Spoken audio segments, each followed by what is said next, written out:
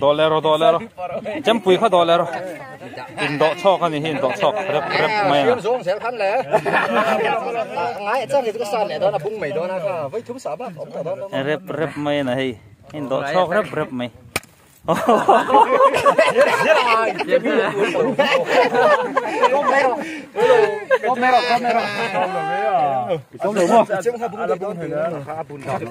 chấm pui nó sát về lại đón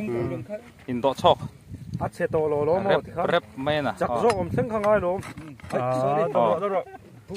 ต้องปีทีนี้อ่ะมอดไปงำเลยพ่อมอดไปงำเลยอะไรไปงำจูเลยอะไรไปก็สั่นลีก็สั่นเลยสิบเท่เฮ้ยสิบเท่อะไรไปต้องเจมเจมหุยดูแต่ขันแล้วมั้งเนี่ยอินโดชอกเรปไม่อะ